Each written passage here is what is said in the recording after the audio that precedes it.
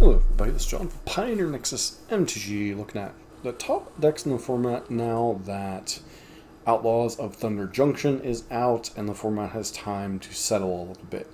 One of the most impactful cards out of the new set was Slick Shot Show Off, which currently has led to a resurgence in red aggro variants, of which we'll be taking a look at a couple. Basically, this is mono red burn with Slick Shot Show Off. 4 copies of Soulscar Mage, 4 copies of Monastery Swift Spear, 4 copies of Kamana Faces Kakazan, and then, just a bunch of burn spells backing it up along with some prowess spells like Monstrous Rage, a couple copies of Chandra to kind of tide you over in the mid-game, closing the game out as much as possible, as well as utility lands in the form of Den of the Bugbear, Ramanat Ruins, and Sekenzan. Overall, nothing too terribly fancy. New cards, obviously, Slick Shot Show Off. Does a very vicious kill and friend impression with evasion and the ability to control whenever it's cast. The rest of the new cards, Case of the Crimson Pulse, is a nice little way of getting a little bit of card selection / card advantage in kind of the grindier matchups.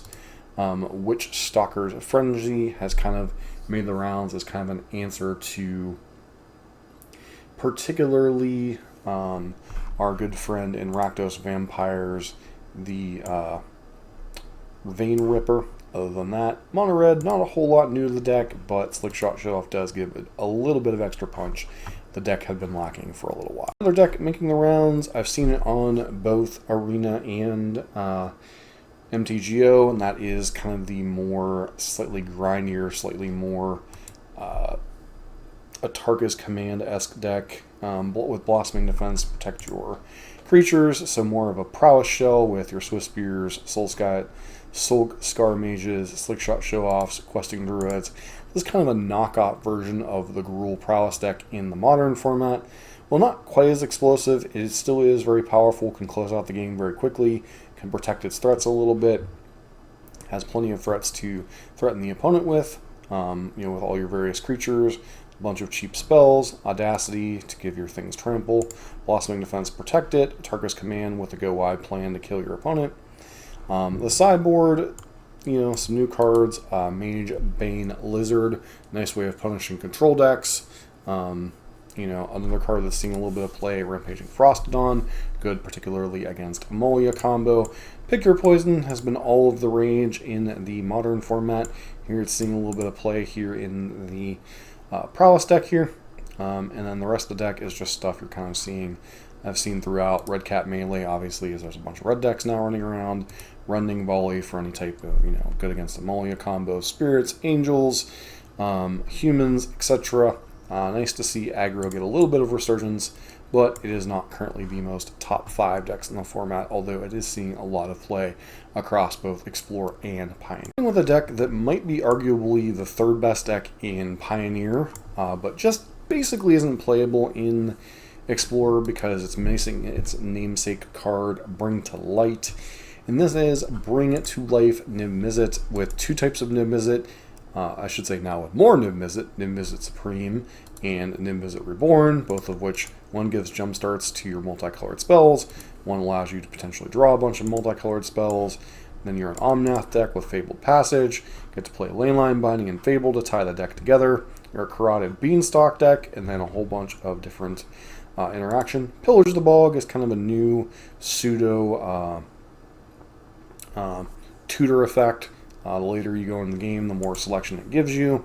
And then obviously you get to play all of the nice 1 bullets like Valky, Cosmic Rebirth, Kolaghan's Command, Lilith. I'm going to recast a multicolored spell, exile it instead, putting it in the graveyard as resolves, becomes plotted, so you kind of get this nice little loop going. So this deck has a lot of tools available to it. It's a Urion deck usually. Usually is very good against the heavy hitter mid-range decks of the format. It's kind of king of the mid-range, so reasonable against Phoenix, reasonable against Vampires, reasonable against Mono Black, Waste Not, all of which are kind of the top echelon of the format right now, right above the Amolia combo and the aggro decks they're trying to push up. But this is probably the number 3 deck in the Pioneer format, but it is currently unplayable in Explorer basically because of Bring to Light. There have been some attempts to play it. I know Eli Eldrazi I think did well with a version I had bookmarked on Twitter. We might try playing it at some point, but the deck was certainly lacking its key piece that ties it together, Bring to Light. The other deck lacking some of its key pieces on Arena, that is Bring to Light, Lotus Field combo, missing particularly the card Hidden Strings, but also misses Dark Petition. This is a combo deck that comes in two varieties, white and non-white, basically. That is the Strict Proctor build versus the non-Strict Proctor build. The non-Strict Proctor build typically runs Arboreal Grazer. Strict Proctor makes the mana a little bit more weird because you're having to play these tri-lands and more mana confluences. It does have the upside of stifling triggers against random decks, like, for instance, Amalia combo, Angels, Humans, etc. But, this deck hasn't really changed a whole lot in terms of what it's trying to execute. Some of its tools have changed. Strict Proctor, Archdruid's Charm gives it a little bit more flexibility. However, you do have Fae of Wishes is back in the deck to be able to go find your copy of either Approach of the Second Sun or Chandra, whatever your preferred win con is, out of the sideboard. Archdruid's Charm allows you to play the creature package a little bit better in the post-board games, whether it be Dramoka, Atraxa, Zakama, etc. But it is pretty much a turn 4 deck in a format with a rising tide of aggro decks, so it has been knocked down a little bit off its pedestal, and you really need to have a plan for the discard decks in the format, as they're kind of a huge portion of the format. But this is a deck that typically feasts on decks like Is It Phoenix, and gives problems if it has a solid Leyline of Sanctity game playing in the post-board games against Rakdos Vampires, Mono Black Discard, which are among the top decks of the format.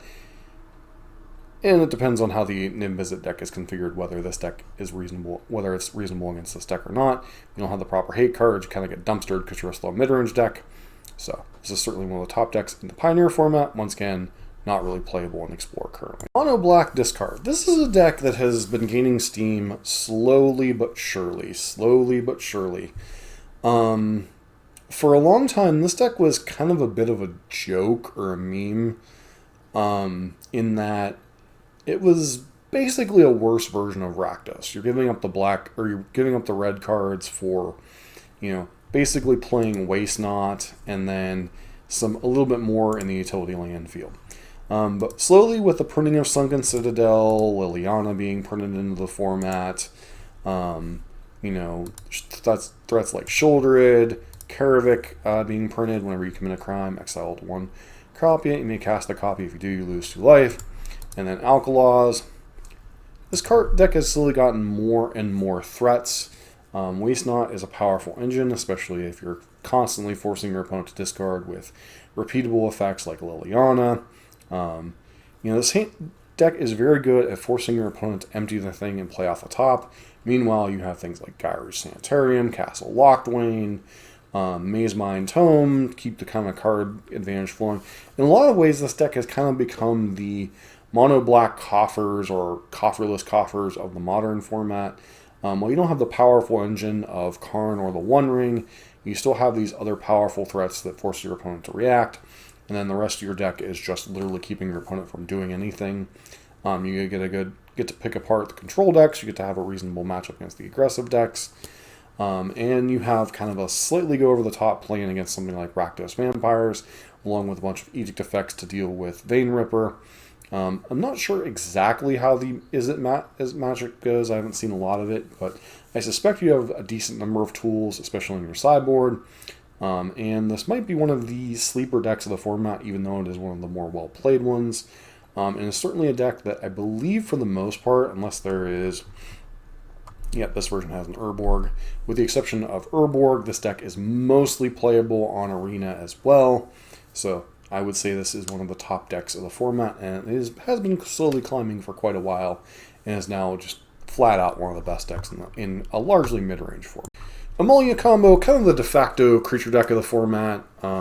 This deck, has kind of repressed aggressive decks a little bit now, as the format is constantly shuffled. You've seen different aggro decks rise and fall, whether it's in Spirits, Humans, Heroic, Convoke, Now, Burn, there's always been this aggressive deck that's kind of risen and fallen, risen and fallen.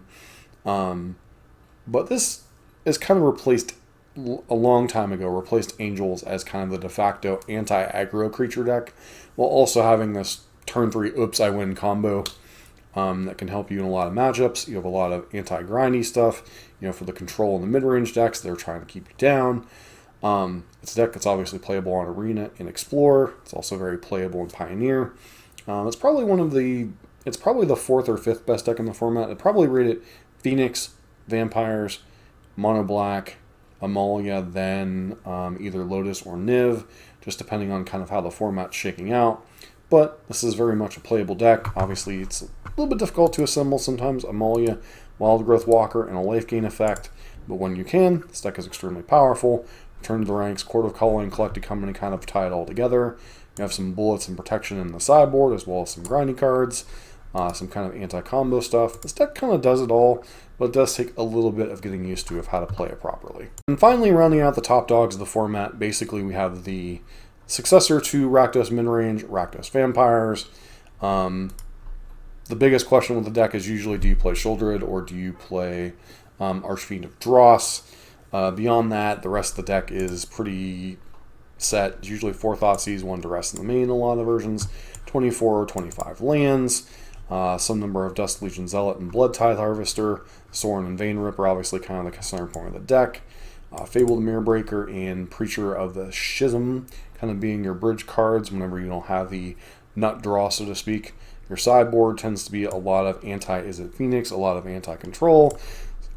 So you're seeing 4 Leyline the Void, 2 Ashiok here, largely because of Phoenix, Damping Sphere because of Lotus Field combo usually, and then the rest of the deck is just ways to interact with your opponent on the stack, with Duresses to supplement your Duresses and Thoughtseizes, a little bit more anti-creature stuff with Path to Peril and Liliana.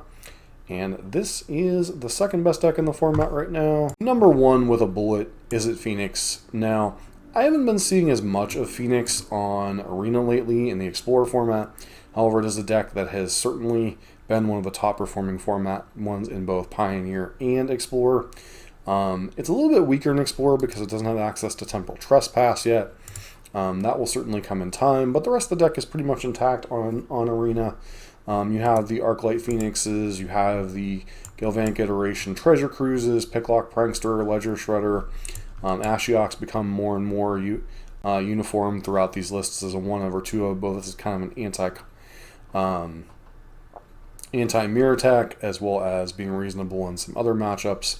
Being able to keep Lotus Field from searching, etc. It does have a lot of random utility you wouldn't necessarily expect. Plus, it can be a self-mill machine for getting your Phoenixes in the graveyard. It's a powerful deck. It gets to see a lot of cards. You generally have to have, obviously, a sideboard plan for Graveyard Hate, as Leylines and Ashioks and all these things are everywhere. This version opting for Young Pyromancer and Crackling Drake. You obviously can run things like Saheeli, Third Path Iconoclast. There's plenty of different options you can run in the post-board configurations. Fable the Mirror Breaker has been popular at points. And that is Pioneer in a nutshell right now. As far as the placing of my favorite deck, Quint combo probably doesn't see quite as much play as it should. I think it's considered a little bit of a meme deck. Certainly it can struggle in well-prepared matchups, but I think overall, personally, I've enjoyed playing it against most variants of decks. With the two matchups I probably enjoy the least being Rakdos Vamps and Mono Black. Waste Not, just because of all the discard spells and the fact you can't play something like Leyline of Sanctity. Obviously, don't have a lot of experience against decks like Niv and Lotus Field combo specifically because those are more Pioneer than Explorer. But, deck feels pretty solid for both formats overall. That's kind of a snapshot of where things are as we wrap up April of 2024. Like Pioneer content, don't forget to like, comment, subscribe. Hope to see you for our next video.